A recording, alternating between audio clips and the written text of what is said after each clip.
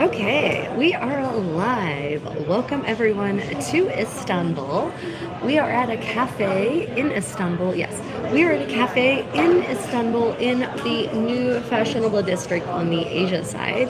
And I have just been enjoying a Turkish coffee and now I'm moving on to chai tea. So I'm very excited to be able to share this on-site this on-site experience with you.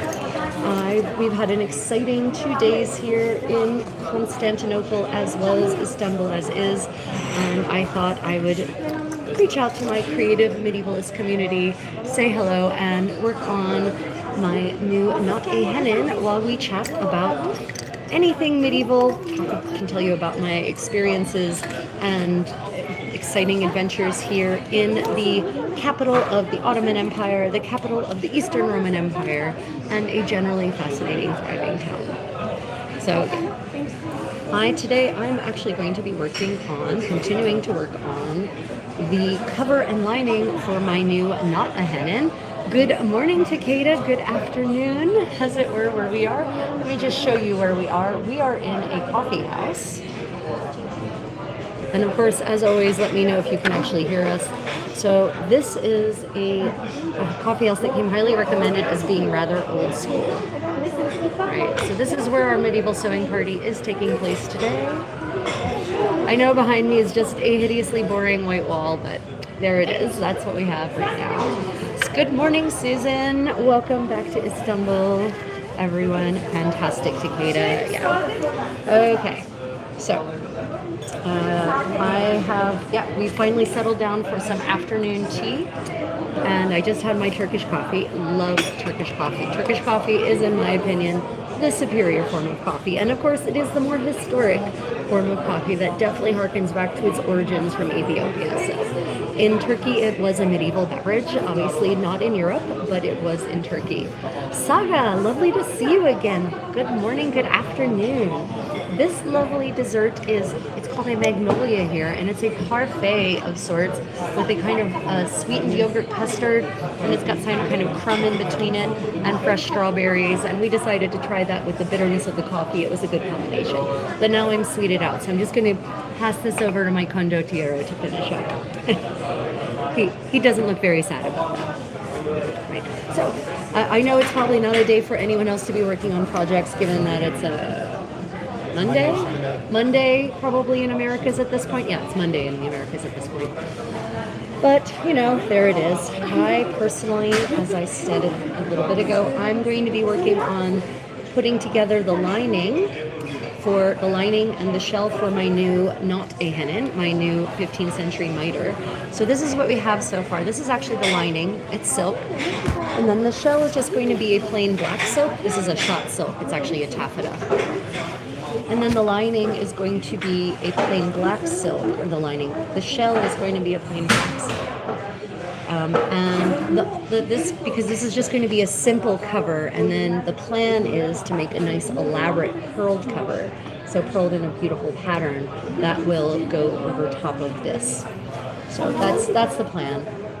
I actually managed to get mostly the stitches done on the long side at Penzik. In fact, that's how long it's been since I picked this up. And now I just have to connect the two at the top, at the bottom, not at the top. I mean, I could connect it one or the other. I'm going to connect them at the bottom. Yeah. Ishita, I am currently in Istanbul, actually in Turkey, but we're just visiting. This is an impromptu medieval sewing party on the road, as it were. So yeah. Yeah, Ishita, I'm currently in Istanbul. That's not where I'm from. Oh, Borut from Slovenia. Lovely. Welcome to my creative community. So normally I would be wearing something medieval and European, but I'm out wandering about Istanbul, and I am wearing my Korean clothing. So this is actually a job party, right? So yeah. Yep, I'm in Turkey currently. That is correct. Yeah. Oh, and we did everyone. We couldn't help it this morning during our live stream tour, morning tour for us, middle of the night tour for those in the Americas. We bought this lovely traditional Turkish instrument.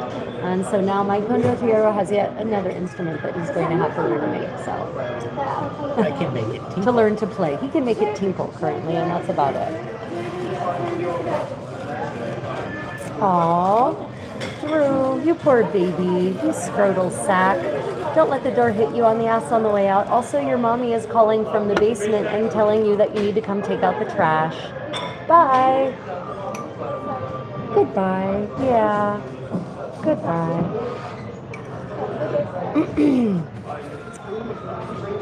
Oh, Jay from Bangladesh, welcome. Right. So, I will not answer questions like how old am I and things like that for privacy, data privacy reasons, among others. Sorry, guys. How old are you? How old is the world?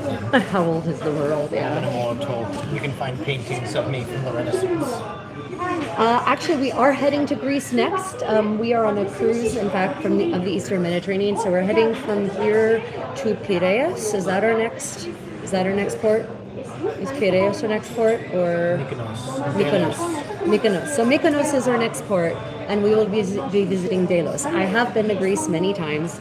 We love Greece as well. We do. We love the Greek people are so friendly, and we love Greek food, and of course Greek yogurt is some of the best yogurt in the world. Yeah, it just is, hands down. And Greek olive oil is also delicious. Oh, thank you, Jay. Really appreciate that. Yeah, this hat is very multi-purpose. It keeps the sun off and also the rain. It's really good for a rain hat. Tim, lovely to see you. Welcome back. So for those of you who are interested in our travels, I have a Travels with the Creative Contessa channel, and we will be streaming our travel. We'll be filming and posting our travels on that channel, not so much on the Creative Contessa channel. So if you would like to follow us on our adventures, and we will be going to Greece next, like as in tomorrow. 2 days. 2 days. We have a sea day, right? We have to go back through the Dardanelles. Right. We have one sea day, and then the day after tomorrow we'll be back in Greece. So you can follow us there as long as the internet gods are with us. We will live stream our tour of Delos and the ferry and the whole experience. And I remember to recharge everything. And we remember to recharge everything, which we didn't last night after our exhausting day in Istanbul. Do I like India? Yes, we did. And I want to get back to India, and I especially want to get out into the country, into the parts of the country that are less population dense. That's because I don't deal well with noise, and I don't like crowds. So I know there are many parts of India that are much more sparsely populated and much quieter and more peaceful, and I love Indian cuisine. I can eat Indian cuisine every single day because it's so varied and so many amazing, delicious flavors combined together. So basically, I want to take a culinary tour of India and also explore some of the handcrafts that are still being performed and carried out and executed in the various regions of India. So yeah, India, I definitely want to get back to India. I've only been to Kochi, actually, to in the very south in Kerala. So I would like to get back, get out of the sort of main centers of population, and get out into nature and out into the smaller villages and whatnot. Yeah.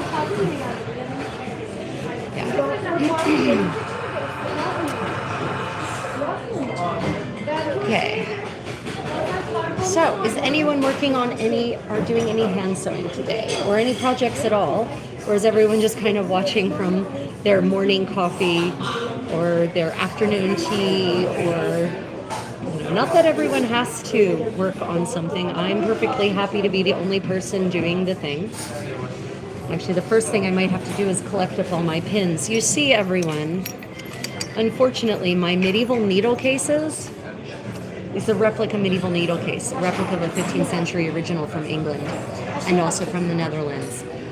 If you can imagine what this looks like on a security scanner, like the kind through which you traverse at an airport, or through which you pass at an airport, or say to get on and off a cruise ship, it looks like a bullet. Yes, and so that means I always have to take it out. And every time I have to take it out to show them what it is, they're dubious. They think it's some kind of secret new kind of bullet. And so I have to show them all the pins that are inside, which means I have to empty the pins out. And now the pins have been emptied out, and they're all in my and needles have all been emptied out, and they're just sort of all floating in my sewing pouch now. Yeah. Yeah. Ishita, India is absolutely on my list. Not a problem. But, you know, there's only so much time in a year, and so, you know, one must plan these things out in advance. Saga, that's perfectly fine for you to listen. So we've had some for those who haven't been present for our live streams where I've discussed some of the fun adventures we've had here in Istanbul on the historical side of things. Yesterday we went to Topkapi Palace, and we really tried hard to bring you all with us, many of you with us. But unfortunately, it seems that Topkapi Palace has some kind of weird internet foiling technology all over the place. Those historic buildings are not designed for reception, I'll just put it that way. And so unfortunately, instead of actually being able to live stream, we completely lost reception. So we ended up just straight up recording a tour of the harem of Topkapi Palace. And the harem is not the Sultan's sex pad at all. The harem is where the imperial family lived, where all the concubines lived, where the children lived and were educated and raised. It's where the servants of the imperial household lived, where the eunuchs who guarded the imperial household lived. It is a residence. It is absolutely not the thing that Orientalists in the 19th century made it out to be.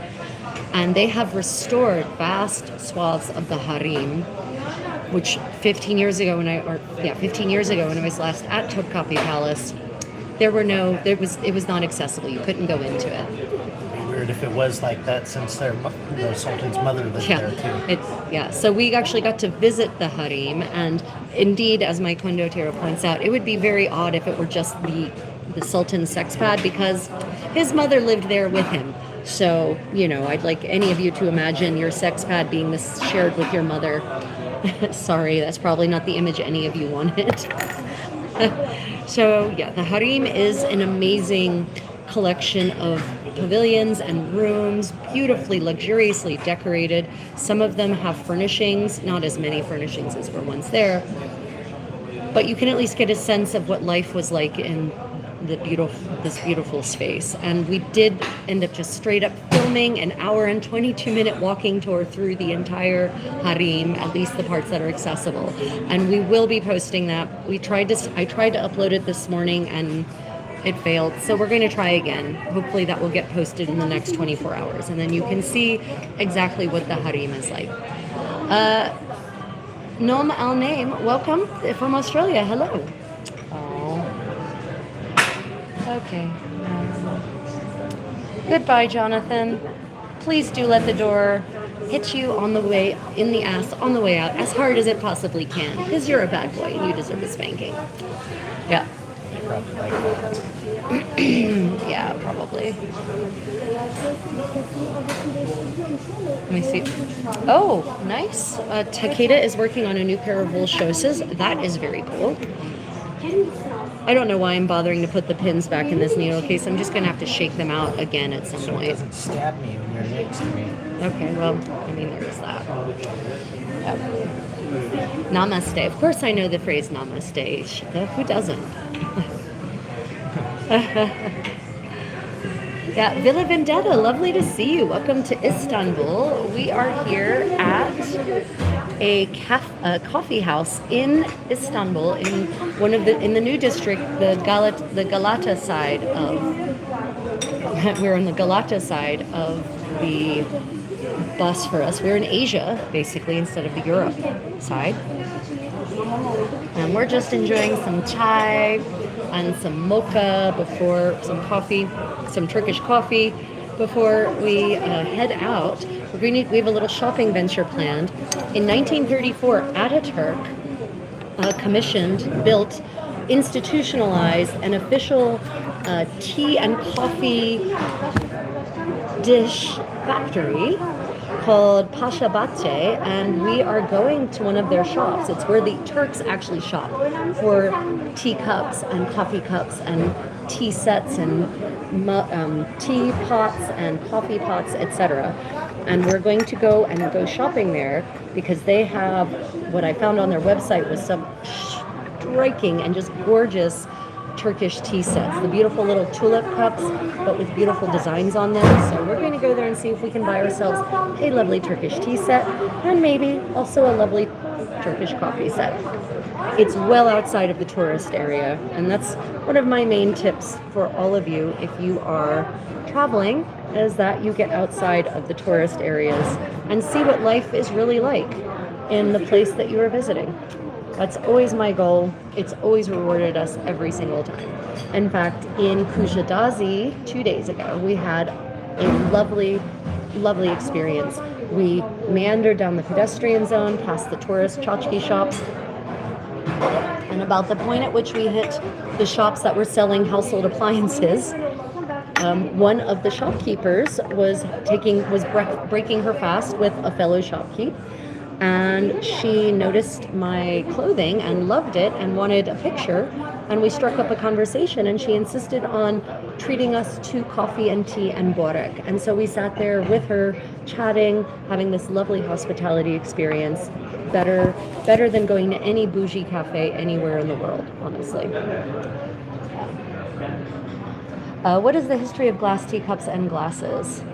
Oh, Black Eddie, lovely to see you. Thank you.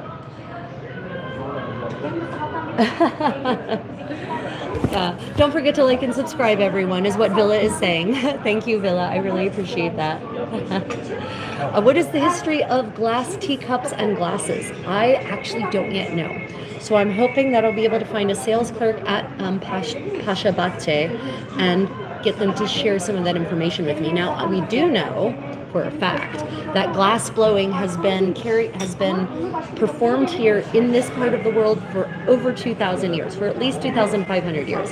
And we know that glass from Constantinople, glasswares made it all the way to Korea in the 5th and 6th century because those glasses were preserved in the tombs. And so I'm hoping that I will discover that there was a continuous... Can you all actually hear me? The microphone was way over there. The microphone was over here. How'd you do that? I don't know. Well, let's see. You can probably hear me a lot better now. Oh my God. I'm sorry, everyone. You can probably hear me much more clearly now. Dear God. Okay. Anyway, I'm hoping at Pasha Batche we will learn that there was some kind of continuous tradition of glass blowing that just sort of carried on through the conquest of Constantinople, or what did they call it in that mistranslation on the sign? The concession? The Commencement? No, I think it was concurrence. Right, God, some of the translations of the sign, the historical signs here in Istanbul have been truly hysterically egregious. Instead of the conquest of Constantinople, the concurrence of Constantinople. Anyway, what I'm hoping is that we will discover that after the conquest of Constantinople, that there was actually a continuous tradition of glass blowing, and that, I'll actually learn more about the production of all these beautiful glass cups and saucers. So I'm hoping. But I do think, though, if I've seen correctly, that the cups used to be metal, actually, tinned copper or tinned gold. I think. Yep. Sound was good, but a bit less echo now that you put it on. Well, let's help. That's the quality of the Rode microphone. Even sitting a foot and a half away, it was still good quality. Melted silica and different metal shavings for color or other colorings in either blowing or shaping with molds or blocks. Oh yeah, for certain, Villa. Oh, how is glass made? Thank you for answering that, Villa. Yeah, so I'll put that out there. How is glass made? So glass is basically made from sand, melted silica, as Villa says. And then you can add different metal shavings for color, and depending on the sand itself, it would actually sometimes have a natural tinge of green or blue-ish. Clear glass was actually a revolution, and I think I think it was the Italians who came up with the process. Yeah, it was the Italians who developed the process to make clear glass.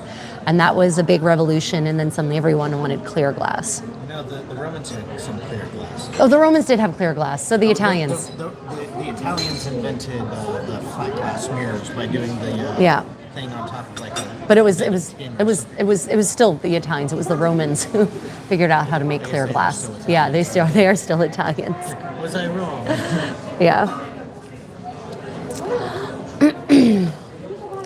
Okay, so let's see. Now that I have my pins, I can actually pin this together. Actually get sewing. How is your lute playing coming, my condottiero? So we did bring the lute on this cruise. I did practice one day. He did practice one day, and I'm going to make him do a live stream practice on the ship at some point. He's making a face at me. Why did we haul it all the way here if you're not going to do it? For Germany. No, they want to hear you.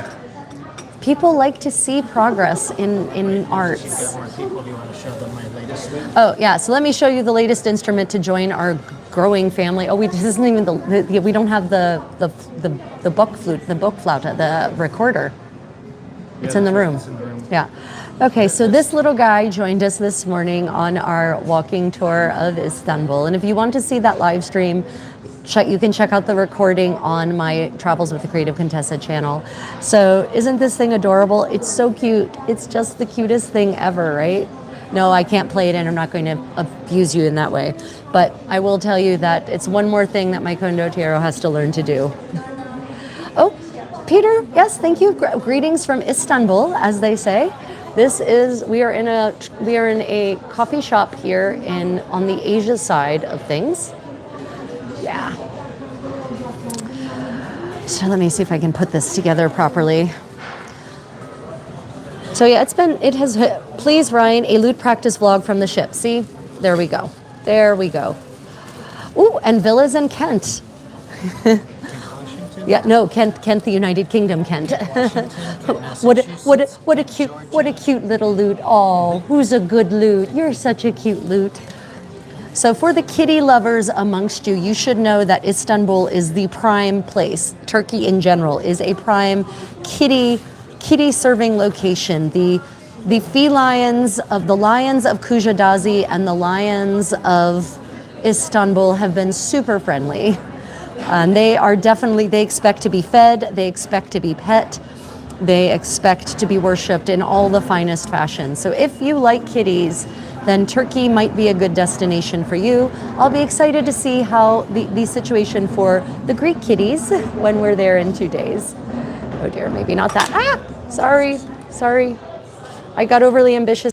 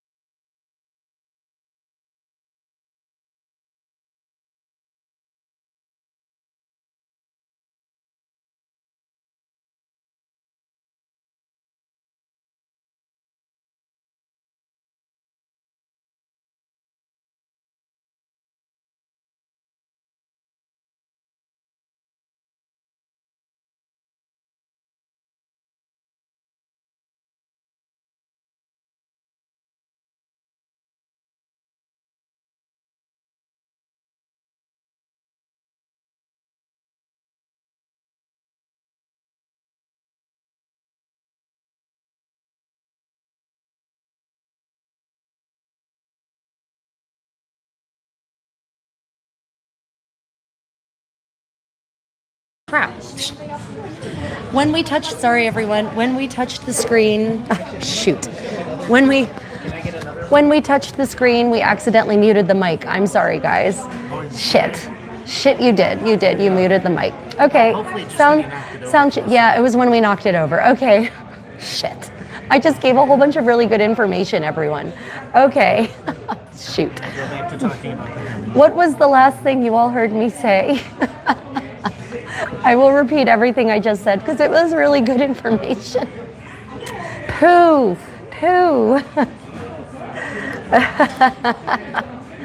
Okay. Okay, so let me, so what was the last thing you heard? Since the whoops. Oh, right. Okay. Darn. Okay, so. Well, you talked about the Hennin during that period. Yeah, I talked about the Hennin. So clearly I'm going to be,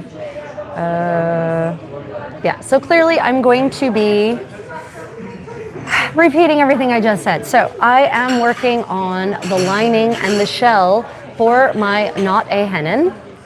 And this is a new Not a Hennin. The Hennin, what you guys know as the Hennin, wasn't called that in the Middle Ages. This is the conical princess hat from the Middle Ages, you know, that sort of very quintessential look from the 15th century for ladies.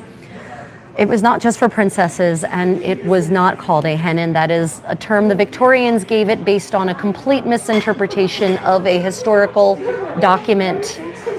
The term appears in exactly one sermon from the 14 teens, which the headdress doesn't even make an appearance until the 1440s at the earliest, so it's not called that. It was called a turret in English or a mitre, and so I am now making a new one. And this is the lining, and this will be the shell. And my plan is to make an elaborate covering to go over top of the simple cover. The elaborate covering is going to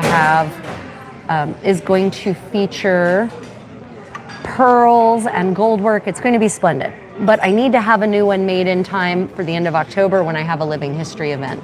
So I'm therefore making a plain simple one to start, and it will be easy to just pop the elaborate cover over top. Now, I brought the vellum with me, and we know that the vellum for the frame of these things was made out of vellum.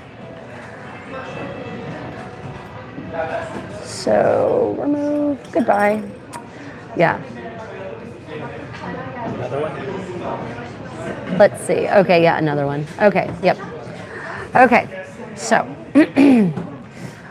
Another person bit the dust. Yeah, I will ban you forever if you act like assholes in my live chat. Just saying. This is my space. I don't have to put up with your garbage. So, anyway, to all those people who are watching in good faith, the reason I make the frame of my Not a Hennin out of vellum is because we have multiple extant bishop's mitres from the 15th century, in fact, where the frame is made of vellum. And vellum is a great choice for a stiffening material because it's light, it's sturdy, and it's flexible. And it's easy to sew, relatively speaking. And we have one extant bishop's mitre's frame. The fabric is gone, but the frame has been retained. Oh, goodness. Goodbye. IDs are on this channel. Yeah. Block forever. Yeah, sorry. I'm just gonna take a moment to just block all of these people who are complete assholes. Yep. Oh, goodness. Look at all of these bots who need to have the door hit them so hard in the ass on the way out that they can never sit down again. Oh, you poor babies. Okay. Yeah, Villa, if you can mod for a bit, that would be great. Yeah. So we are in Istanbul, Constantinople, as was. So the two-part cone idea, right? So Kelly, I'm going to, the idea of it being a two-part cone, now that I've had a closer look at a lot of artwork in person, up close and personal, I no longer ascribe to the two-part cone idea. Yeah, it's not backed up once I started getting a much closer look in person and in depth at a lot of the artwork. What you're seeing that looks like two-part is actually a hood over top of a solid cone. I know. The two-part would have made sense in terms of how to make it slope on the head, but it's just not justifiable in terms of the authenticity of it. So back to the vellum. The vellum for this bishop's mitre was actually recycled out of a book that was written at the end of the first millennium. And in the 15th century, either the book had disintegrated to the point where it was no longer useful, or the book was on a subject that was no longer of interest in the library of the monastery. They took it apart. They took the book apart and they recycled the vellum for other purposes. And one of the other purposes for which they used it was a bishop's mitre. The fabric of the bishop's mitre did not survive at all. But what did survive was the frame itself. And you can see the frame. It's very well preserved. I have a fantastic picture of it. And what was interesting about the frame is that you can see there is an extra band of vellum going all the way around the spot where the mitre touched the bishop's head to reinforce the bottom. And I know why they did this. It's something I've learned from years of wearing a vellum-based mitre, and turret, as it were. And it's because the heat and moisture from your head, from sweating, from wearing it, from dancing in it, from moving in it, from being in hot, humid places in it, it causes the edge to buckle just a little bit. If you add that extra band of vellum all the way around, it will reinforce the bottom and prevent the buckling. Yeah. Okay, so let me go look at the, can't imagine who wants to hate in a medieval sewing live stream. Oh, there's a lot of people. Yeah. Benjamin, welcome to my community. This is a medieval sewing party. Normally I'm wearing medieval kit, but I'm traveling, so I'm not in medieval kit at the moment. I'm currently in Istanbul at a cafe. I am working on the lining and the shell, the lining and the cover for a new, what many of you know as a Hennin, the conical princess hat from the Middle Ages. So that's what I'm working about. And my channel is about medieval creativity. Right, that's what it's about. It's about history, it's about medieval material culture and recreating it through hands-on experience, experiencing it, reliving the beautiful parts of history, of material culture in the most hands-on way possible, right? Yeah. Oh, Jack, there's a lot of people who are just, they're miserable. There's a lot of miserable people out there and they want to make other people miserable, and it makes them feel powerful if they think that they can hurt other people. Unfortunately for them, I've got a pretty big ego and a pretty solid sense of self-esteem, and I'll just smack them down. Yeah, it doesn't really upset me at all.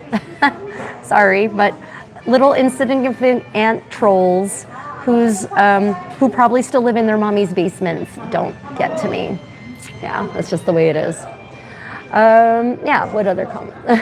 Yeah, the live stream will always have losers in it. Live streams just need to be punished, that's all. That's all. They just need to be smacked. Metaphorically, of course. I thought you were making a purled outer layer. Yes, I am. So yes, I am going to make a purled outer layer. So right now, the idea is I'm going to make a plain turret, as they were called, a plain, not a Hennin. The plain outer cover right now is just going to be this black silk. And then eventually, someday, I will make a beautiful purled cover for it. That is exactly, oh, that's what you meant by double layer, Kelly. Got it. Understood. Got it. Yeah. So yes, I will be making an outer layer to go over top of this that will be purled. And that will also allow, and I might even see if I can make it changeable. Like, how cool would that be? That you have a base, the base black turret, and then you have covers that you can change out based on the day. And that might actually be supported by some of the expense accounts that I've seen for the Queen of Scotland, for instance, from the 1470s and 1480s. All of her turrets, and she has multiple turrets mentioned in her expense accounts. So cool. All of her turrets are mentioned as being made initially with black silk, or some kind of black velvet in some cases. But then we see depictions of plenty of portraits of actual women, not fantastical women, but portraits of donatrices, women who donated to the churches, we see their portraits and they're wearing fancy miters, fancy turrets. So, it makes sense that you could actually make an outer layer that's removable, that can be attached as needed, so you can gussy up your turret or gussy it down as you desire. How long? Jack says, as long as you don't take it to heart, that's great. No, please. I don't take things worthless people say to heart. No, I'm past that point in my life. How long would it take you to finish this one I'm making now? So actually, turrets go together pretty damn quickly. They don't take a lot of time. If I actually sat down and just did it from beginning to end with a plain cover, I could probably get it done in 10 hours. And I mean like beginning to, in terms of measuring out, laying everything out, marking it, cutting the vellum, preparing the holes for the vellum, sewing them together, laying out and cutting the lining and the shell, sewing it together. Really from beginning to end, 10 hours if it's plain like this. The second you start doing embroidery and pearls, it gets a lot longer. It gets a lot longer. I'll just put it that way. And I still have the cover for my first ever turret, actually, which is embroidered wool. It's a wool white silk chain stitch on black wool. And even though the cats savaged it a little bit, I'm going to endeavor to see if I can't reuse it, repurpose it into another something. Maybe I'll make a pouch out of it, for instance. Very medieval. I might make a pouch out of it, actually, because unfortunately my little beloved babies tore a big square right out in the middle of it. Kitties for the win, man. Kitties for the win. Yeah, Benjamin, the second you start making things by hand, everything takes longer. And so you say, wow, 10 hours, that's a long time. I think, 10 hours, that's not very long. It's a different perspective when you make things historically by hand. It really is funny. It's very interesting. I'm very glad you said that, because otherwise, in my mind, it's like, this isn't going to take very long. Only 10 hours. Do you sell these and or the patterns? I do not sell them. At least I don't at the moment. Honestly, most people wouldn't want to pay. Most people aren't prepared to pay what this kind of work would, with me and my level of expertise and the amount of time it would take. Most people are not prepared to pay that kind of money. They're used to paying for cheap made in China stuff, mass produced in factories. So it wouldn't be worth it to me. For one of these with all the handwork that would have to go in, even if I did the long seams by machine, there's still a lot of handwork that would go into it. And the materials, goatskin vellum is not cheap. Silk is not necessarily cheap, although I have good sources for it. So, by the time it's all said and done, it would probably be $500 for a handmade miter, and most people aren't willing to pay that. So, yeah, I do, however, teach workshops. That's one of my professions, is actually teaching sewing and cooking workshops. And I have been thinking about how to turn this into a Zoom workshops. I have been thinking about doing this as a Zoom workshop, because it'd actually be a pretty easy one. Because the idea with a Zoom workshop is that you have like 2 or 3 sessions that are via Zoom, and then you get homework to finish between each workshop, right? So I have been thinking that I could probably do a how to make your own medieval princess hat workshop via Zoom. Yeah. Do I have an Instagram page? I do. I'm everywhere, everyone. The Creative Contessa. I am on Instagram. I'm on TikTok. I am on Facebook. And of course, there's the community posts on YouTube.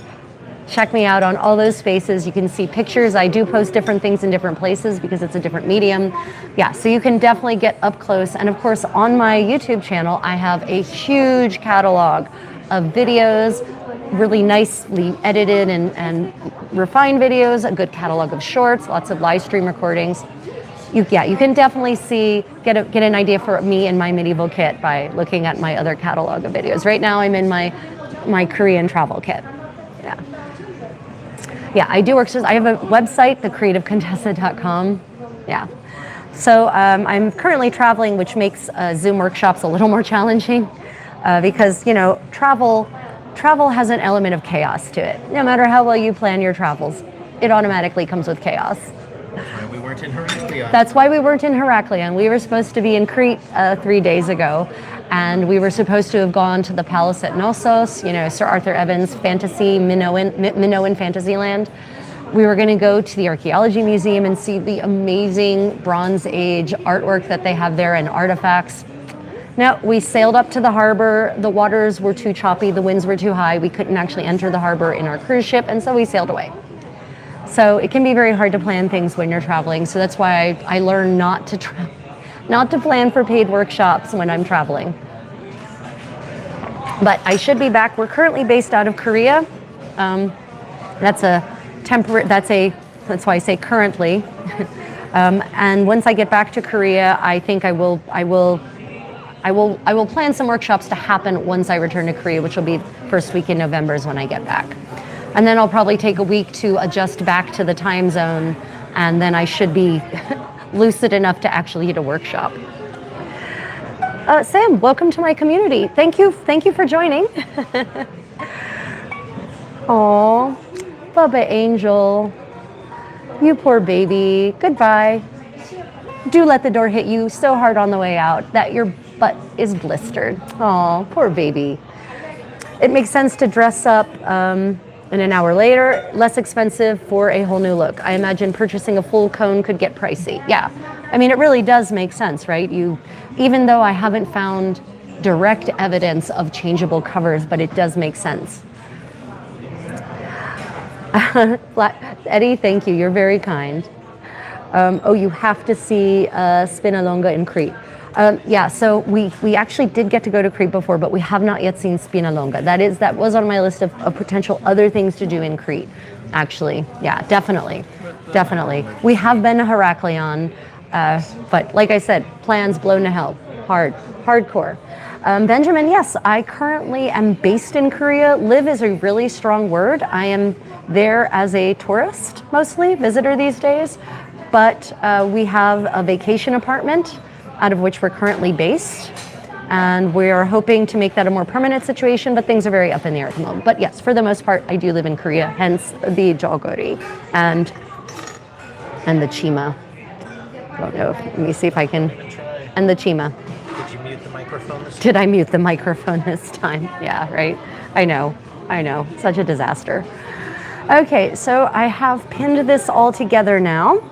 And the next step is that I'm going to turn the edges in towards each other. So I'm not going to do a bag lining. So I'm not going to run a stitch all the way around and then turn inside out and then turn it right side out. Instead, I've put right side to right side, inside to inside, right sides out.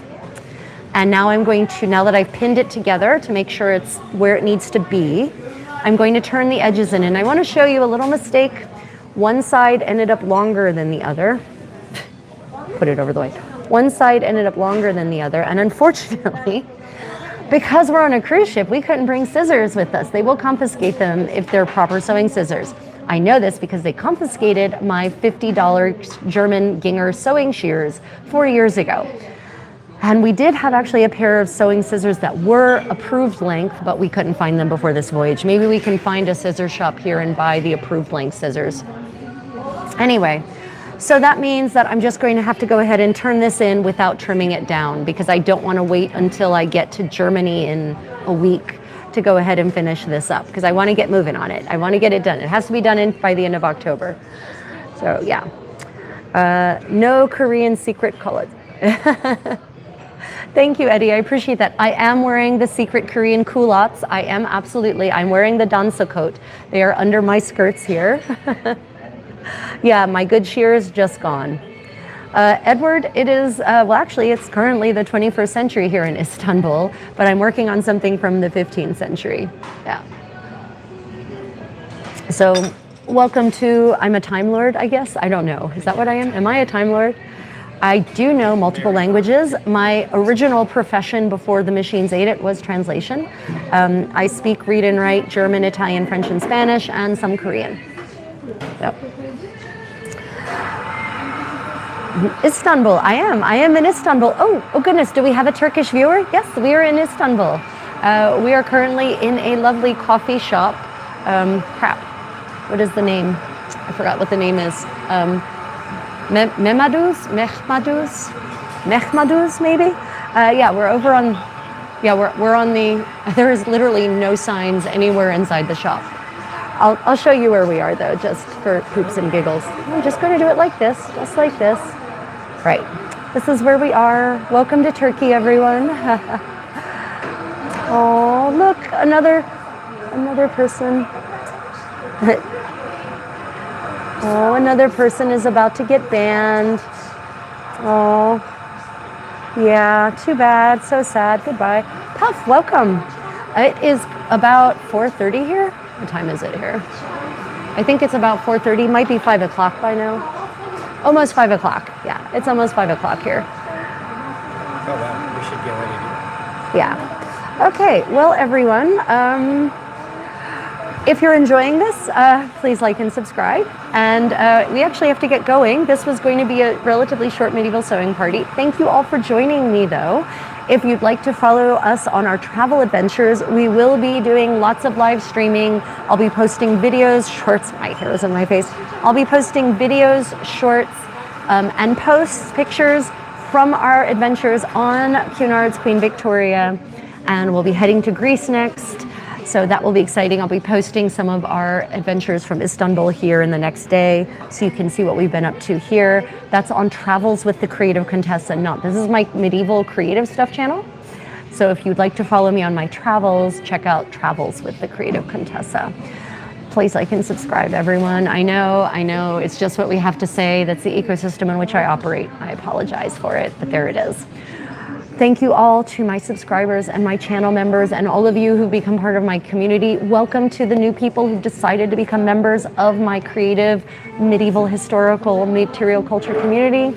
Stay tuned for more medieval crafting fun, and maybe I'll see some of you on my travel channel.